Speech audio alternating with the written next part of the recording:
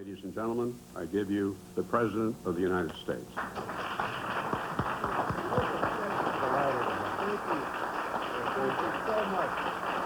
Thank you. Thank you very much. Thank you. Thank you.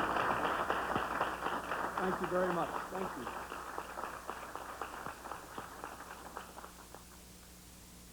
Clinton gave this speech 2 days after I asked the governor about it. You see, they're all part of the same club, guys.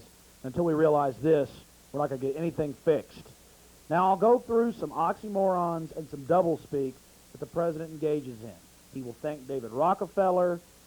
He will say, I wish I could listen to what y'all have to say. Y'all know more than I do. All the rest of this BS.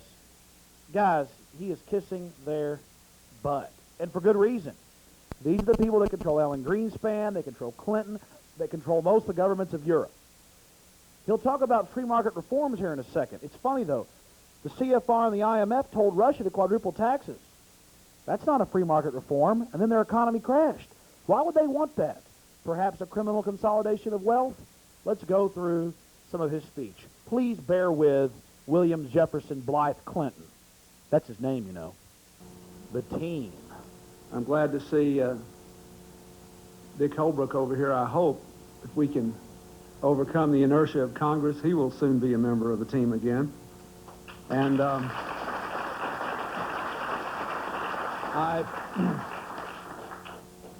thank David Rockefeller and Les Gelb and others who welcomed us here today. The subject that I want to discuss, let me just say one thing in advance. I'm going to give you my best thoughts. We have been working on this for 3 years at some level of intensity or another. Going back to the Naples G7 meeting in the aftermath of the Mexican financial crisis. I have done everything I could do personally to reach out across the country and indeed across the world. Oh, Master, save me, for David. any new ideas. Keep me safe, from David. any source. Oh, David Rockefeller. I'm going to give you my best thinking today about what we can do. But I want you to know that I'm here, and if I had my druthers, this would be about a 3-hour session where I'd give this talk and then I would listen for the rest of the time. But I'll meet with So David I want to later. encourage you, if you think we're right, to support us. But if you have any ideas, for goodness sake, share them. Okay, I will share my ideas with you, President Clinton. Resign now, but first abolish the Federal Reserve, abolish the IRS, and admit that you are a CFR out of Europe traitor. Please, sir, give us all the names of your contacts. Come out with it, Clinton, please. But I guess you won't. You're a machine of terror and lies and smiley-face bureaucratic BS. I thank David Rockefeller. I thank David Rockefeller. I thank David Rockefeller and Les Gelb and others who welcomed us here today. Others who welcomed us here today. Look, I don't want to sit here and be nitpicky about the president, but take a long look at the strange body language. Is he pleading to David Rockefeller that is sitting to his right? Or is he giving him a hateful look? This is a guy who's a master of body language. We've all seen the Ron Brown tape where he's coming out of the funeral laughing and in 2 seconds goes to tears as soon as he sees a camera. I don't know if there's some inner fighting going on or what. I know he gave David Rockefeller the Freedom Award and said, there were only 2 people back in 1968 that thought I could be president. That was my mama and David Rockefeller. And then he gave him the Freedom Award. Probably the most powerful man in the world and probably the most evil, in my opinion, David Rockefeller. People that made their money off Hitler and Stalin. By all means, they did. But that's historical fact. UT professors, you know it's true. How dare you support these criminals? But I'm taking too long here. Let's get into the meat of the speech, not just strange body language and thanking the Rockefellers. Is that for the last decade, the growth of freedom around the world, with more than half the people in the world living under governments of their own choosing. More than half the villages, the 1 million villages in China now, even electing their own governments. and this sweeping replacement of command and control economies by market economies. I think it seems to have happened so easily, so effortlessly, so inexorably. Where do you want me to start? He just said that China is electing its own people. Oh, yes, it's so free with 30 million enslaved labor camps. Oh, yeah, that's really loving and good, sir. Running over people with tanks in Tiananmen Square for having Statue of Liberties and American flags. And then you talk about free market reforms worldwide. Central governments are growing. Oh, the old line communism that Mr. Rockefeller funded, his father did, has fallen apart, and we've fully taken over. Not we, but you, the CFR. Now listen to the code language. Talking about how free market reforms, remember, they're calling China free and big government free, so everything is backwards. It's doublespeak. He's calling that freedom. He's calling that free market reforms. So what does it mean when he says how easily they're taking over the world, or free market is? That means slavery is. Listen to the code language. Yes, they're subduing us quite easily. We're laying down quite well. There's worse to come, though. For the last decade, the growth of freedom around the world, with more than half the people in the world living under governments of their own choosing. More than half the villages, the 1 million villages in China now, even electing their own governments.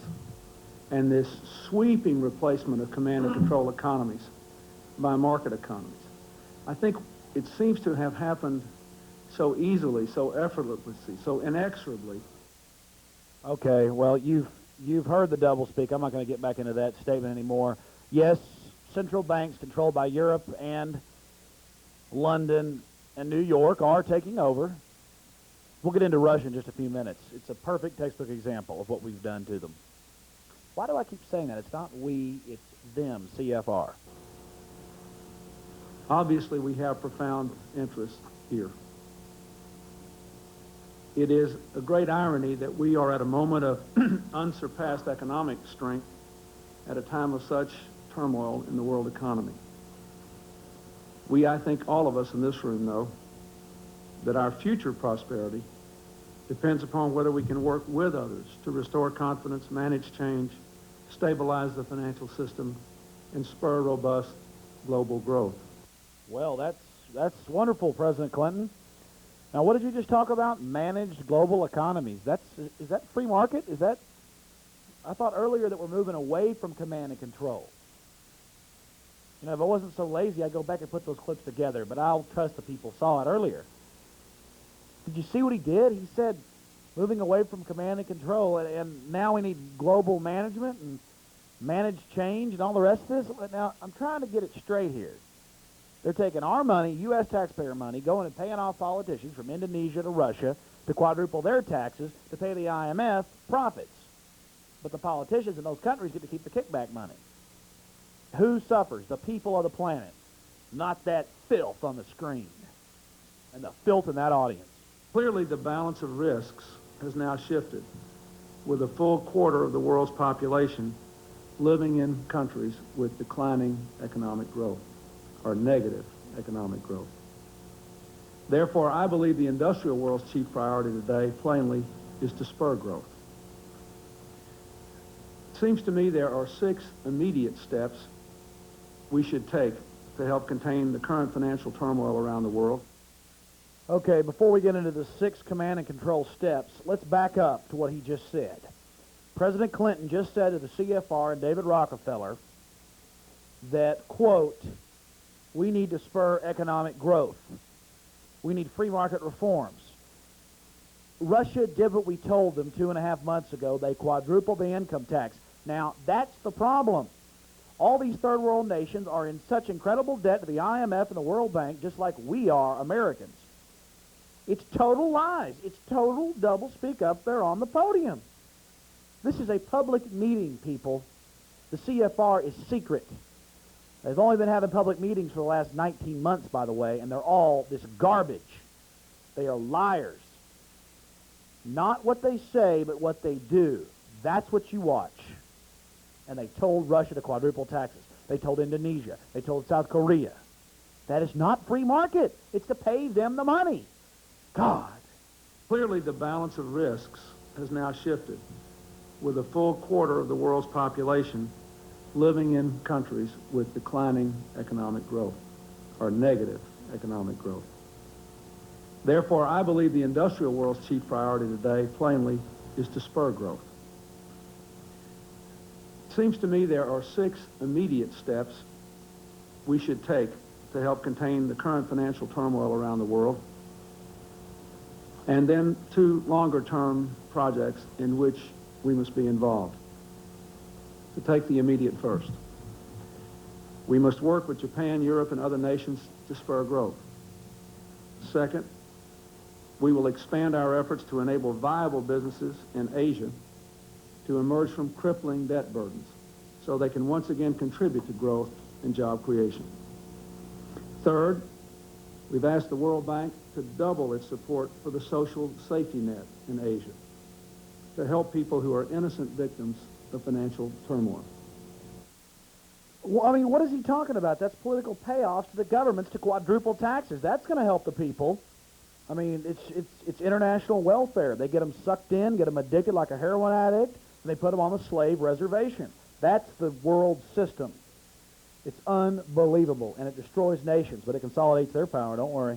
Fourth, we'll urge the major industrial economies to stand ready to use the $15 billion and IMF emergency funds to help stop the financial contagion from spreading to Latin America and elsewhere.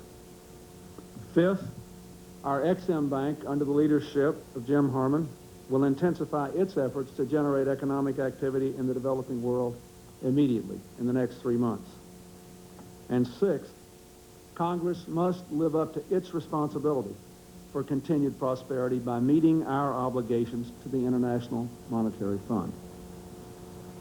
Secretary Rubin has been working with his counterparts in the G7 to get cooperative support for several of these measures. I understand Chairman Greenspan is also consulting with his counterparts on these items as well.